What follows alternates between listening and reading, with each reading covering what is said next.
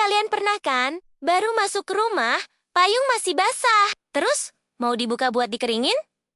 Tiba-tiba diteriaki dari belakang. Heh, jangan buka payung di dalam rumah. Pamali, katanya sih bisa bikin sial.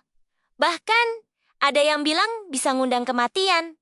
Sebuah larangan yang anehnya ada di mana-mana. Pernah kepikiran nggak? Kenapa sih larangan sepele ini bisa begitu menakutkan? Dari mana asalnya?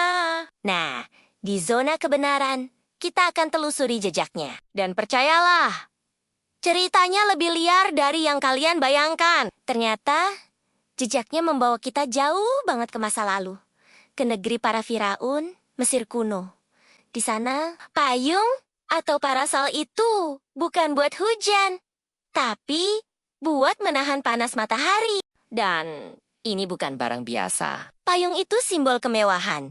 Dibuat dari bulu merak dan papirus, cuma boleh dipakai oleh para bangsawan dan keluarga kerajaan. Bagi mereka, bayangan yang diciptakan payung itu suci. Nah, disinilah masalahnya dimulai. Membuka payung di dalam ruangan, di tempat yang nggak ada mataharinya. Itu dianggap tindakan bodoh, sekaligus penghinaan besar buat dewa matahari mereka, Dewa Ra. Dan kalau sudah menghina dewa, hukumannya apa? Tentu saja, kutukan dan kesialan. Dari sinilah bibit pertama mitos ini lahir. Oke, itu kan Mesir kuno. Jauh banget. Terus, gimana ceritanya bisa nyampe ke kita? Sekarang, kita lompat ribuan tahun ke depan. Ke Inggris di abad ke-18. Di era Ratu Victoria. Di masa inilah, payung modern pertama kali jadi populer. Tapi, ini bukan payung lipat enteng yang ada di tas kita. Payung zaman itu adalah monster. Rangkanya kaku dari logam dan tulang ikan paus.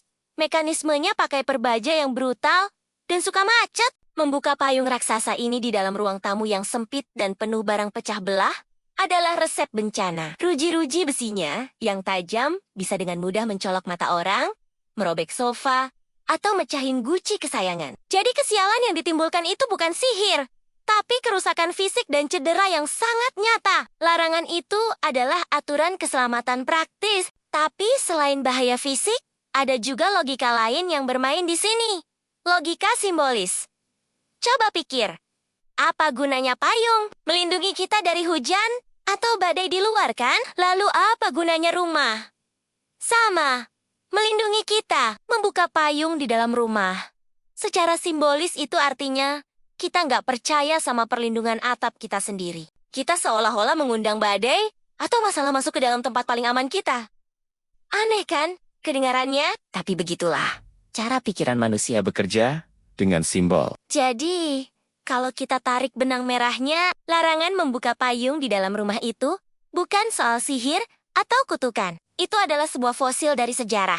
Isinya adalah campuran dari kepercayaan kuno di Mesir, peringatan keselamatan yang sangat praktis dari Inggris zaman dulu, dan sedikit bumbu logika simbolis. Kesialan yang paling mungkin terjadi kalau kita nekat melakukannya hari ini, paling-paling cuma nyenggol pajangan atau nyolok mata temen. Gimana?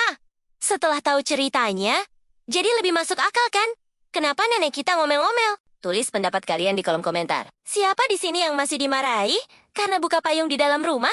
Terima kasih sudah menonton. Jangan lupa like, komen, dan subscribe kanal Zona Kebenaran. Dan jangan lupa juga untuk follow akun TikTok Zona Kebenaran. Sampai jumpa di pengungkapan kebenaran berikutnya.